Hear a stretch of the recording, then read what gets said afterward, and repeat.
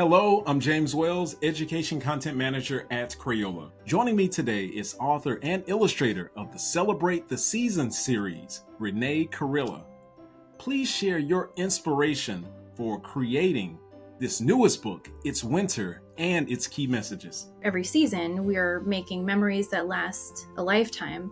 And I feel like I can still remember what it's like to be 10, playing in the snow. I grew up in Pennsylvania, so we had a lot of snow in Pennsylvania when I was young. I'd be in my puffy snowsuit and my mittens, and my fingers were stuck like this and frozen. I would come inside and my mom would give me a nice big mug of hot chocolate with marshmallows. That's one of my favorite memories. And I feel like in this book, the kids in this book are sort of living out my fondest memories of winter. Renée, thank you for sharing these wonderful insights about the season and your own memories. Could you please read It's Winter? I would love to, and I will start by showing you the cover. So this is the cover, and you see there's a little cat on the cover in the snow with a hat on, and a bird with a scarf too, and so this is sort of the fantasy world I've created because we don't usually see cats in the snow or birds with clothes, but being an illustrator, you can create all kinds of fun worlds to live in. So we're starting off on the title page here. There's our little cat, and down in the bottom you see the little pumpkin covered with snows. We're coming out of the fall season. Flipping open to a big overview of the landscape of the town. Flurries flutter soft and light. It's winter and our world is bright. It's so bright because everything is blanketed in snow. It looks like they just had a big snowstorm. And when it gets cold outside, we have icicles and foggy glass waiting for the clouds to pass. And they've done some drawings in the foggy glass windows over here. But once the squally snowfall ends, we bundle up and find our friends. So they're heading outside, and that dog is not wasting any time. Right down the steps and out into the snow. Now here we go, all the things about winter that I remember. Some mittens, earmuffs, puffy suits, woolly hats, and chunky boots. Pretend like that's me when I'm 10 running around in the snow with my big earmuffs. And we even have a little mouse friend down here who's collecting acorns. I pull my sled through mounds of snow. You should see how fast I go! Whee! I don't know if anybody else likes to go sledding, but that's one of my favorite things in winter. Another favorite thing, just roll a ball and pat, pat, pat. Add button eyes, a scarf, and hat, making snow people. Everything all dressed in white. Skiing, skating, snowball fight! Run! They're at school, having a little snowball fight at recess. And inside we craft some decorations, just in time for school vacation. Have you ever made paper snowflakes? It's really fun. They always come out different. Outside, the wintry wind gusts freeze, the road, the sidewalk, grass, and trees. And here's an overview of the town again, and a little bus is heading home. And I'll show you my favorite part of this illustration, because this little blue car right here has little reindeer antlers on it. That's actually my car. I'm that person that drives around with the reindeer antlers at Christmas time. Heavy, droopy, playful boughs. The boughs of the trees are so heavy with snow. Scraping shovels, roaring plows. We've got a plow coming to plow the street, and all the kids are heading inside now. For my favorite, blankets warm our frozen toes. Hot chocolate with marshmallows. There's that memory I was telling you about. Delicious smells drift from the stove. Nutmeg, cinnamon, and clove. Think of all the yummy smells that happen around the holidays. And our first holiday is Hanukkah, and the food is so delicious. Latkes sizzle, brisket steamed, applesauce or sour cream. What would you choose? The menorah in our window glows. 8 shiny boxes wrapped with bows. They're playing dreidel. Another one of my favorite things in these illustrations, you'll find some little hidden mice all over the place. But I think at home, if you found a hidden mouse in your house, you'd kind of be like, ah! But in an illustration, it's okay. Next holiday we're talking about is Christmas. Gingerbread, candy canes, ornaments, and choo-choo trains. Mantle stockings, twinkle lights, magic in the sky at night. What do you see in front of that moon? And do you see another hidden mouse anywhere? And Kwanzaa, a harvest feast that we prepare for family and friends to share. With candles, we observe each way. We're hopeful, faithful every day. And even though some holidays have food, some have fizzy drinks to clink and cheer. New Year's Eve, welcoming a brand new year. Lunar New Year also happens in winter. And believe it or not, so does Valentine's Day.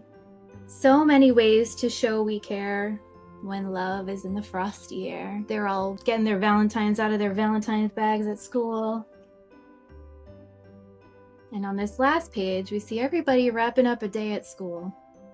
Winter is a time of peace, of patience, play, tradition, sleep, a season full of things to do. What does winter mean to you? I love asking that question at the end of every book. And then usually everybody yells out all their favorite things about winter. And what I did with the end papers was I took all of the things that I mentioned in the book and a couple more things. I kind of drew in the little frosty glass all of the things that were mentioned, like ice skating and cookies and holidays and shoveling and sleeping and pine cones and all kinds of stuff. And it's winter. I hope you enjoyed the book. Renee, that was wonderful. One of the things we notice in this book is the winter settings are visible all throughout, but it doesn't feel cold and uninviting. So could you please explain the techniques you use that radiates the warmth, joy, and excitement of the season? Thank you, James. That is such a lovely observation. And it makes me really happy to know that somebody noticed that about my work. In a lot of my art, I focus on the relationship between two or more characters. Not only are the kids in this book smiling and playing together, but the animals are too. I'll show you one particular page where we see the animals are building a little snow squirrel. When I see kind and caring interactions like that, it warms my heart. It's sort of like how I hope people would treat each other in real life. So I'm drawing the kind of world I want to live in. So I'm so happy that that resonates. And then as far as the color palette, I limited my color palette to only 5 or 6 colors. So there's mostly primaries, which are red, yellow, and blue. And then there's black and off-white. And the trick is to use the warmer tones like reds to make things stand out. So all the kids and the animals have rosy cheeks because when you're outside and you get cold, you get rosy cheeks. It makes you feel a little bit warmer. And another trick I use once I'm finished with my illustrations is to add a slight red tint over the whole entire picture. It takes the edge off the cold blues a little bit, just enough to make it feel a little bit more like a vintage photograph instead of an illustration. Thank you, Renee, for sharing your creative process. Could you demonstrate how you captured the excitement and joy of the winter season? I'm going to use my little Crayola marker watercolor pad, and I'm going to show you how I'm going to draw one of my favorite winter memories. I mentioned earlier about how I would come in when I was a kid with my puffy snowsuit and my mittens, and so I'm going to draw a little girl holding a mug of hot chocolate with her puffy snowsuit. And I'm going to start by using the color sticks, which I like because you can hold them kind of like this and go very light on the paper. And it might be kind of hard to see, but what I've done here already is I've sort of drawn out where I'm going to put everything. So this is where her face is going to be in the middle. Her arms are here holding a mug. And then, of course, there has to be a little animal in the scene because animals are so cute and fun, and they also love the snow. So once I've sort of planned out where I'm going to draw everything, I'm going to grab my watercolors, and I'm going to use 2 different size paintbrushes. I'm going to use a medium and a small, and I'm going to use some watercolor washes to create a sky in the background, color in her snowsuit. The more water that you use, the lighter the paint color is going to be. It's going to be really wet too. It's actually really easy to blend colors when your paint is really wet. And the more it dries, the harder it gets to sort of blend in. So I'm creating a wintry blue sky because, as I mentioned, I used mostly blue and it's winter. I think that's one of my favorite things is when all of the snow is covering everything with white and the sky is super blue and it's actually so bright you can't even see. So I've got a little bit of a sky here. And then for her jacket, I'm going to also make it blue, but I'm going to mix my colors. So I'm going to wet my brush I'm going to dip in the darker blue and the purple together. And it's going to make a sort of purpley blue. And I'm going to color in her arms. And this is going to look really weird for a little while. You'll see how it actually starts to take shape. So once this all dries, I'm going to go over it with some crayons. So we've got a jacket. I'm going to do the jacket down here.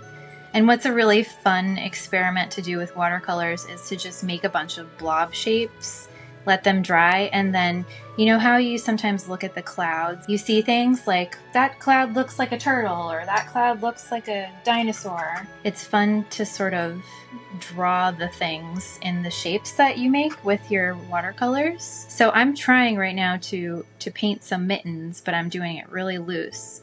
And what I'm going to do after is I'm going to go over it with the crayons and make it look a little bit more like mittens. So here you can start seeing everything take shape. I'm going to just fill the whole thing in. I'm pretty sure she's going to have hot chocolate in that mug. I'm using like a lot of blues and purples. I'm going to make her hat the same color. So once I start adding these shapes in, you'll start seeing her take shape. And what I should have done was probably her face first, so you could at least see where her face is, but I'll get to that next. I love just having a little bit of fun and making a little bit of a mess with art supplies. Oh, she's got purple hair. How about that? Hopefully you guys can start seeing her character take shape.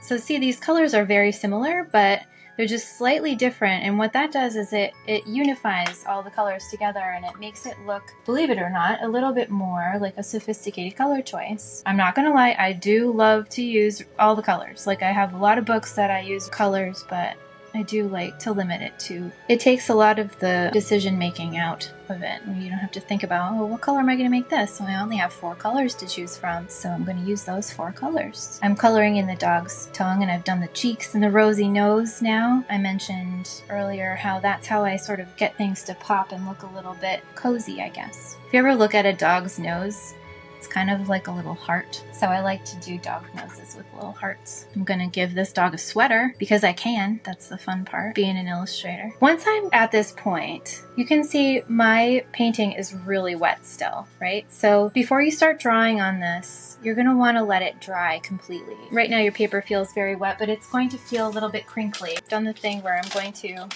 bring in a dry painting. Voila, it's like magic. I've done this already. It dried overnight, actually, so my paper is really dry. So something different I did in this picture is the dog is wearing a blue sweater, she's got earmuffs, and there's a little mouse down here. I'm going to use some crayons, and I'm going to add some outlines to this. And I started already, I tested it on her snowsuit to make sure that it was going to show up, because if you try to draw on a really wet painting, it just won't show up. So it's winter, has a lot of black outlines and blue outlines. I'm going to show you what her face looks like, because you're probably like, where is she? She's so happy to be here with her mug of hot chocolate. Here's her head. I'm making anything on her, like her clothes.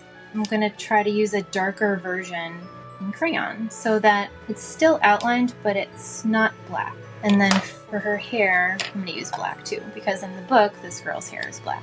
One of my favorite colors is actually Bluetiful one. Oh my goodness. It's beautiful. I'm going to use it in place of purple here, and I'm going to add some texture on her scarf and some texture in her hat.